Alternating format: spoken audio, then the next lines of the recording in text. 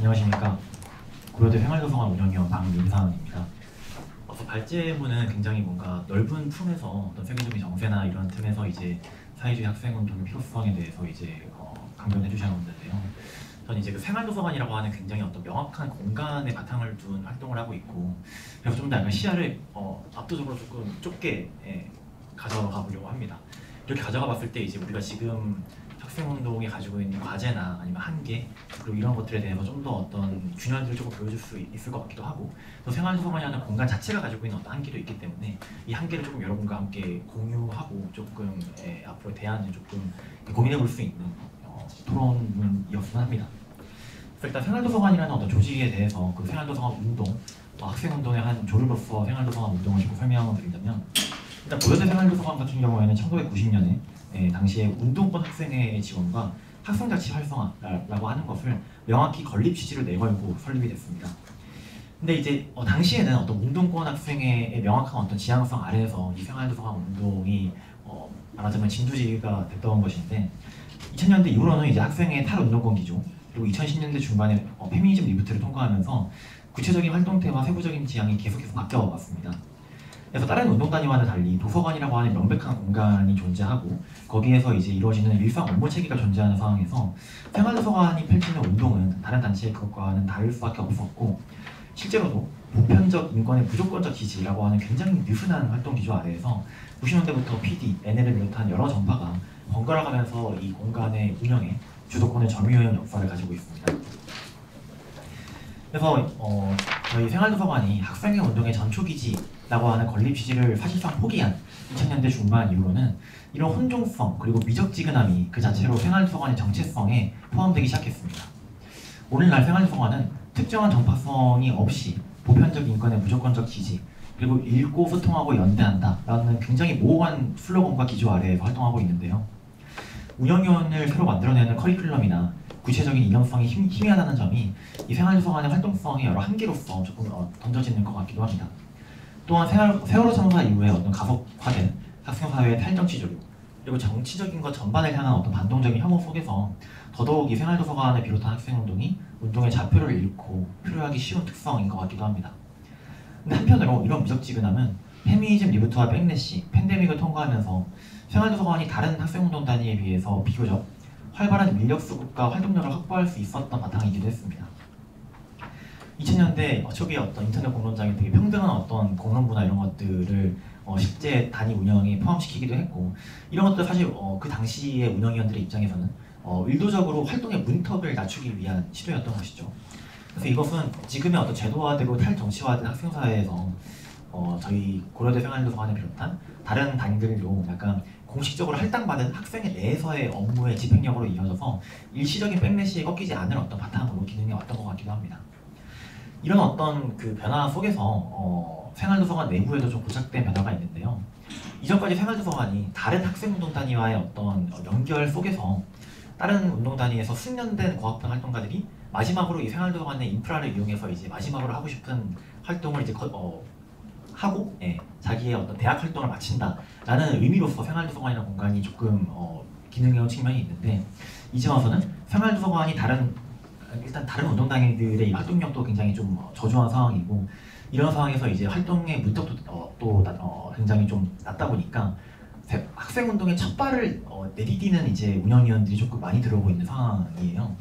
그래서 이제 이들과 어떻게 활동을 조직해 나갈 수 있을까라는 것도 이제 저희 고민 상황이고, 당초에 저희가 이제 굉장히 모호한 기조를 가지고 있다고 설명을 드렸는데, 이 모호한 기조는 사실 정말 저희가 활동도 모호하게 하자라는 어떤 말이라기보다는 애당초 인권이라고 하는 개념이 가진 굉장히 선언적인 성격으로부터 어떤 열린 토론이나 평등한 협의를 통해서 조금 열림을 좀 뭐랄까요, 변혁적으로 조금 이제 권유하기 위한 것이었다면, 오늘날의 이 변화는 모호함에 대해서 저희가 명확하게 토론이나 이런 것들을 합의를 거치지 않고 넘어가면 저희 활동에도 어떤 이런 모호함이 이제 역류하게 되는 상황에 저희가 지금 처해 있는 것 같기도 합니다. 본 토론문에서는 이 변화를 마주하는 과정에서 이제 생활도서관이 마주할 그런 한계들, 그리고 이제 학생운동이라는 것을 저희가 다시 생각해 보자고 했을 때 그 학생이라고 하는 주체가 도대체 무엇을 의미하냐, 거기 그 질문에 어떤 자리하고 있는 한계들을 조금 마주해 보고 싶기도 하고요. 그리고 이제 지금 저희 생활도서관이 준비하고 있는 생활도서관 네트워크를 비롯한 앞으로 생활도서관 운동의 과제에서도 어떤 이제 문제의식들을 마주하고 또 대응할 수 있는지를 조금 공유해보고자 합니다. 그다음 두 번째 자료입니다. 이건 이제 저희 그 세션명을 조금 비틀어 봤는데요. 일단 개관 당시의 생활도서관은 생활문화운동으로서 학문 사상의 자유 그리고 체계적인 학습을 통한 사상의 대중화를 걸린 목표로 내세웠습니다. 그런데 이제 90년대 이후로 민주화 운동 세력이 현실 정치로 진입을 하고 당시에 어떤 생활도서관의 건립 취지를 만들었던 광범위한 도서 검열 아니면 억압 같은 것도 사라진 일단 표면상으로는 사라진 상황에서 이 생활도서관의 건립 취지를 어떻게 갱신할 것이냐라는 논의는 2000년 이후로 언제나 생활도서관의 가장 큰 문제거리였습니다. 실제로 이제 생활도서관뿐 아니라 눈에 보이는 적이 사라진 상황에서 학생운동 사회가 빠르게 와해되었고 그 자리에는 자본 그리고 신자유주의 에토스가 스며들었습니다. 이는 학생운동뿐 아니라 사회주의 진영과 노동자 계급 일반이 보편적으로 마주하는 어떤 자본주의 한 국면이기도 하죠. 그래서 이것은 생활도서관 운동에서도 계속해서 어떤 운동의 표류나 활동성의 저해를 낳은 원인이었던 것 같습니다. 그래서 조금 옛날 얘기긴 한데 그럴 때의 경우에는 2004년에 스타벅스 교내 입점 반대 운동이 있었어요. 그래서 오늘날 회고하는 시점에서 일반 학생들한테 물어본다면 이거 굉장히 황당한 운동으로 여겨질 겁니다. 근데 이것은 단순히 캠퍼스의 공간을 여기 계신 분들은 다 알고 계시겠지만 누가 사용하냐의 문제가 아니라 이 캠퍼스라는 공간에 결부되어 있는 공동체에 대한 상상력의 부재를 낳은 어떤 분기점 중 하나였던 것 같아요. 그래서 스타벅스 입점 반대 운동은 이 공동체의 와해를 감각하고 문제의식이라도 가져볼 수 있었던 시기에 마지막 몸부림이 아니었나라는 어떤 굉장히 비관적인 어떤 평가도 가능할 것 같습니다. 그래서 특히 이제 서울 상위권 대학의 경우에는 캠퍼스에 자리 잡아 마땅한 학생들의 사회는 신자유주의 자기개발 주체들이 접속하고 주체성을 위임하는 브랜드의 문제로 대체가 된 것 같아요. 그래서 캠퍼스 공간과 이 교육의 공공성을 공유하고 소통하며 의제를 형성하는 주체로서의 학생은 저희가 정말 쪽수로서만 본다면 대부분 사장된 게 현실입니다. 그래서 브랜드로 이제 리뉴얼된 학벌을 구매하고 무임금 마케터를 자처하는 것이 오늘날의 대학생이고 이들이 지금의 청년을 과잉 대표하고 있는 것이 현실인 것 같습니다. 이런 틈에서 생활도서관은 당초 저희의 이제 건립 취지였던 학생의 운동의 전파성과 결별을 쓸지라도 생활 공동체로서 학생사회의 물적 기반으로서 최소한의 의의는 담보하는 것 같습니다. 일례로 연세대학교 사회과학 자치도서관 같은 경우에는 학생 전용 스터디 카페인 소셜 이노베이션 랩을 정면으로 마주보는 위치에 존재하고 있습니다. 그래서 여기서 이제 계속 민원이 들어온다고 합니다. 학생들이 누워있는 것이 그 자도에서 누워있는 것이 보기 좋지 않다라는 민원인데 이런 민원들 틈에서 생존해 나가고 있는 것이죠. 그래서 이때 이 자도에 민원을 넣는 학생들 같은 경우에는 노동자보다는 기업가에 좀 더 선상적으로 유입을 하고 자신의 신체를 규율하는 어떤 그런 상황에 놓여 있는 것인데 이때 이런 어떤 움직임들은 인권과 소수자 의제에서의 백래시라는 틀만으로는 온전히 설명할 수 없는 오늘날의 학생운동이 대결해야 될 내부의 또 다른 과제인 것 같아요. 개인과 세계를 중개하는 항으로서 사회와 공동체 없이 신자유주의와 진화심리학 같은 것들의 사이비 인간한 방안을 이제 상정하는 이들에게 정치적인 것이나 나아가 인권의 성립 역시도 파이게임 속의 재화로 활용될 뿐이기 때문이죠. 그래서 이때 생활도서관은 분명히 생활문화운동의 현장으로서 이 과제와 쟁점을 캠퍼스 내에 물질적으로 구현하고 있는 역할을 하고 있는 것 같기는 합니다. 다만 생활도서관 공간의 존립 부위에 근저에 형성되는 쟁점이라든지 이 캠퍼스 공공성에 관한 전선이 정작 이 학생운동의 이념과 그 이념이 구체적으로 결합할 현장을 굉장히 협소한 어떤 학내 정치로 한정화하는 결과를 낳은 것 같기도 합니다. 이거는 고려대 학생사회 내부의 어떤 문제일 수도 있겠고 아니면 다른 이제 캠퍼스들의 문제일 수도 있겠는데요. 당장 단체의 존립을 위해서 백래시와 대결하고 일상 업무들을 벅차게 소화해내는 과정에서 야기되는 이런 활동가들의 소진이 활동이 전승되는 과정에서는 정치적인 활동성과 사상적인 첨예함의 고갈로 이어졌던 것 같기도 합니다. 특히 학교 밖의 현장은 학생운동이 인권운동으로 재편되는 과정에서 조금은 잃어버린 것 중에 하나는 아니었는지 되물어볼 필요가 계속해서 있을 것 같긴 합니다. 이때 개별적으로 던져지는 어떤 백래시와 같은 반동적인 문제사항들의 일일이 응답하는 것만으로는 학생운동은 지속 불가능합니다. 그에 앞서서 운동을 재생산하고 대학 안의 학생과 대학 바깥의 노동자들이 공유하는 신자유주의 체제에서의 취약성을 공통의 틀로 인식하고 대응할 이념이 분명히 필요합니다. 그리고 그를 위해서는 대학 교육의 공공성 아래 생활 공동체조차 그 의의가 희소한 상황에서 학생 주체로 하여금 공적인 것에 대한 상상의 자체를 재생시킬 필요가 조금 추상적인 소리일지라도 조금 계속 필요할 것 같다는 생각이 듭니다. 발제에서 말씀해 주신 것처럼 캠퍼스에는 어느 때보다 사회주의가 필요하지만 이때 캠퍼스를 사회로서 다시 활성화하는 방안이 필요한 것 같습니다.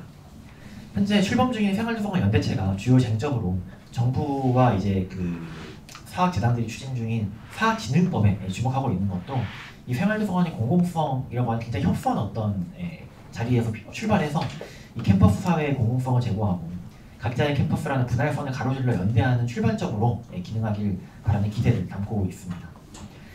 이때 당연하게도 학내 노동자 계급과의 연대를 이 운동의 어떤 활성화를 위해서 필수적으로 이제 안고 가야 될 것 같은데요.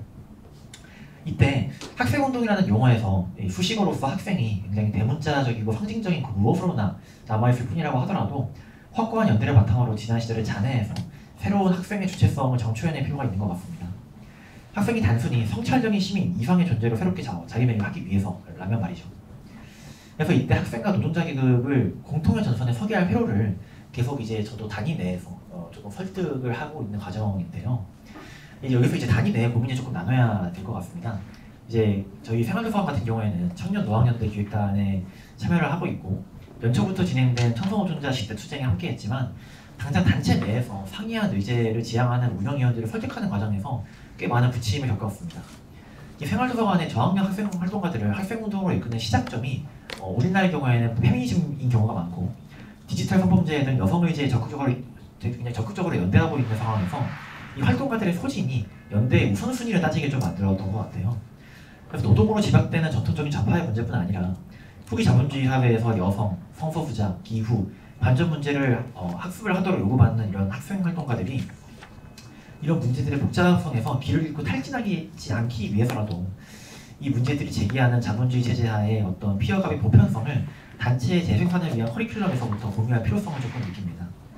알바를 전전하고 어떤 자기 정치적인 프레카리아트로 조연되고 있는 존재로서 학생은 발제에서도 말씀해 주신 것처럼 당연히 노동자성을 공유하지만 그것을 은폐하는 어떤 기만을 표현하고 대결하기 위해서라도 시효가 다한 것처럼 일견 보이는 학생의 주체성을 어떤 좌파적인 보편주의 하에서 다시 정렬시킬 필요가 있는 것 같습니다. 이때 이것은 어떤 활동의 방향성과 효력을 제고하기 위해서기도 하지만 우리가 이제 전진하고 있는 와중에 우리의 뒤에서 이 시민운동을 구성하는 어떤 이런 그 가치들에 대한 추구가 언제나 자본주의에 의해서 체불당하기 쉬운 처지에 놓여있기 때문에 저희가 좀 더 이제 대우를 조금 정렬할 필요가 있는 것 같은데요. 일단 저희 그 학교 캠퍼스 내부로 조금 논의를 조금 좁혀보자면 고대 당국에서 이제 우리 출범시킨 지속가능원이라고 하는 조직이 있습니다. 근데 이들은 이제 글로벌 민법이나 기후위기 해법으로 이제 우리가 잘 알고 있는 ESG 경영, 지속가능 경영의 어떤 그 기조 아래에서 이런 것들을 제시를 합니다. 그 천병으로서 이제 유사 기업가 혹은 이제 장래의 글로벌리라는 허구에 학생들을 이입시키는 메커니즘이 있는 것은 말할 것도 없죠. 이때 이 자기개발적인 에토스가 끊임없이 올바름을 비롯한 진보적인 가치들을 채굴하고 폭식하고 있는 것 같습니다. 학생운동은 이런 압력에 따라잡히지 않을 구조적인 대안을 명확히 제시할 수 있어야 하고 이것은 당연히 활동가 개인의 역량에 달려있는 일인 동시에 그걸 뒷받침할 어떤 사회주의적인 어떤 이념 그리고 연대와 학습의 제반 조건이 마련되어야 하는 것 같습니다. 시민운동이나 지역운동과의 어떤 뒤섞임 같은 것들도 계속해서 주어질 필요가 있겠죠. 이 학생운동이 사실 정교한 체계 아래에서 이루어지기가 어렵고 그래서 이제 사실상 이제 학생운동을 계속해서 운동하게 만드는 것은 계속해서 연대의 물꼬를 트고 또 지속가능하게 만들어주는 어떤 캠퍼스라는 공간 내에서의 물리적인 신체들의 뒤섞임이기도 함을 저희가 무시할 수 없기 때문입니다. 그래서 이제 저희의 조금 과제들을 조금 얽어물리면서 조금 무섭게 마무리를 해보려고 하는데요. 일단 생활도서관은 지금껏 말해왔듯이 특유의 장소성을 바탕으로 학내 활동을 전개해왔습니다. 특히 12월부터 이제 고대 같은 경우에는 학생회가 리모델링 때문에 최소 반년간 장소 사용이 이제 불가능하고 그동안 이제 어떤 이런 신체들의 뒤섞임을 바탕해주는 어떤 이런 학생운동은 조금 부침을 겪을 수밖에 없을 것 같습니다. 그래서 그동안 저희가 생활도서관이 저희가 점유하고 있는 공간의 아우라에 기대어서 이제 나름의 조금 운동을 하고 있다라고 좀 자위하고 좀 자족해왔던 면도 있는데 그런 한계들을 직면해야 되는 시기에 놓여 있는 것 같아요. 그래서 본 토론본에서 이제 앞서 이제 제가 말씀드린 내용들 역시 이러한 필요와 시급함을 조금 바탕에 두고 단위 내에서 그동안 저희가 문제가 됐던 것들을 조금 옮겨보려고 했습니다. 마지막 절에서는 이제 어떤 생활도서관의 두 지향점이나 운동성과 대중성 사이에서 저희가 좀 더 구체적으로 마주하는 과제와 제안들을 조금 공유하려고 해요. 첫 번째가 앞서 이제 여러 의제를 종합할 이념적인 기반으로서 사회주의적인 커리큘럼 혹은 이제 공통 기반의 필요성을 제기했는데 이것을 실제 구체적이고 체계적인 커리큘럼으로 수립하는 것에 문제가 조금 있는 것 같습니다. 특히 이제 특정 의제에 집중하지 않는 생활도서관의 경우에는 유입되는 인적 차원의 층위가 애초에 운동의 문턱이 굉장히 낮기 때문이기도 하고 굉장히 폭넓습니다. 그래서 운영위원회 재생 사안을 선임운영위원회 개인의 역량에 과하게 의존하는 결과를 낳았던 것 같아요. 이건 아까 발제에서 이제 고학번 활동가들이 학교를 떠나지 못하는 어떤 문제와 연결될 것 같기도 한데 이때 인권과 진보적인 의제에 두루뭉술하게 관심이 있는 신입위원이라고 하더라도 이 사회주의라는 사상과 언어체계 자체가 굉장히 낯설고 거리감이 있는 상황에서 어떤 텍스트와 어떤 실천을 접목을 해서 활동성 있는 나아가 이제 현장에서도 이제 활동을 할 수 있는 운영위원들을 만들어낼 수 있을지가 저희의 일단의 과제입니다. 그다음 이제 운동단위 중에서도 진입문턱이 낮은 생활도서관에서 일반 이용자를 운영위원이 되도록 가장 이제 매혹하는 가장 큰 사상적인 줄기가 페미니즘입니다. 근데 이제 페미니즘은 사회주의 페미니즘이 아니라 정말 우리가 두루뭉술하게 백래시와 대결하는 과정에서 어떤 재편된 어떤 영역으로서의 페미니즘인 것 같아요. 온라인 페미니즘이나 그 이후의 페미니즘인 것 같고 그래서 이때 백래시나 가부장적 다분주의의 반동적인 압력이 가해지는 상황에서 어떤 우리가 계속해서 마주하죠. 어떤 이런 에브리타임류의 가짜 남녀 갈등들을 마주하게 되는데 이런 갈등들이 성소수자 혐오나 어떤 분리주의 같은 것처럼 굉장히 반동적인 어떤 터프와 같은 페미니즘들에게도 우리가 공통의 어떤 영역을 공유하도록 강제하는 경우가 있습니다. 당장 뭐 딥페이크 성범죄 관련한 어떤 투쟁에서도 조금 비슷한 것을 때때로 느끼긴 하는데요. 그래서 많은 청년 여성들이 공유하는 이 분노라는 감수력 그리고 정통적이고 정치적인 능력이 개별 사건들에 대한 표면적인 반응에서 휘발되지 않고 그럴 수 있도록 사회주의 학생운동이 대안을 제시하고 또 적극적으로 포섭할 필요성을 느끼는데 그것이 어떻게 구체적인 활동태로 현실화가 될지가 이제 생활도서관 활동을 끌어나가는 입장에서 고민입니다. 그리고 마지막으로 이제 그 팔레스타인 연대 활동에 참여하면서 캠퍼스 내 국제연대의 필요성을 조금 절감했는데요. 외국인 여학생이 지금 23년 기준으로 18만 명을 돌파한 상황에서 이들은 캠퍼스 공동체를 구성하는 이런 임에도 불구하고 어떤 이런 외국인 학생들이 구축하고 있는 인적 관계망에서 배제당하고 있는 것 같습니다. 그래서 이들이 사실 조금 중요한 존재라고 생각하는 이유가 이 글로벌 대학 평가에 신경 쓰는 굉장히 신자유주의화된 대학 당국의 정책 속에서 계속해서 더 많은 유학생을 유치하려고 이제 노력을 하고 있는데 그때 유학생들의 어떤 고립 문제가 나날이 심해지고 있는 것 같아요. 이를테면 학내 커뮤니티에서 페미니즘과 팔레스타인 인재를 유교해내는 1세기 유학생들은 PC주의자로 간편하게 매도를 당하고 제3세기 유학생들은 강한 어떤 학벌의 상징성 안에서 이런 대학 서비스에 굉장히 진정성 없는 단순 소비자로 여겨지기 마련입니다. 이때 학생운동이 유학생들을 묶기 위해서 넘어야 할 접근성 문제도 만만치 않지만 이런 학벌 엘리트주의와 결탁한 한국의 특수한 현 자본체제를 상대화하고 비판할 수 있는 집단으로서 이 외국인 유학생들의 어떤 시점이나 이런 그 위치가 굉장히 소중하게 작동할 수 있지 않을까 하는 기대를 조금 품고 있기는 합니다. 그래서 팔레스타인뿐만 아니라 만연한 제국주의와 다국적 자본주의에 대응하기 위해서라도 이들과 어떻게 연대할지 혹은 이들의 시점과 관점을 어떻게 운동에서 좀 생산적으로 활용할 수 있을지를 조금 고민해볼 시점은 아닌가 하는 생각을 이번에 팔레스타인 연대 활동하면서 해봤던 것 같습니다. 그래서 이렇게 조금 두루뭉술하게 조금 두서없게 고민들을 나누면서 생활도서관에서의 토론을 이렇게 마무리하겠습니다. 감사합니다.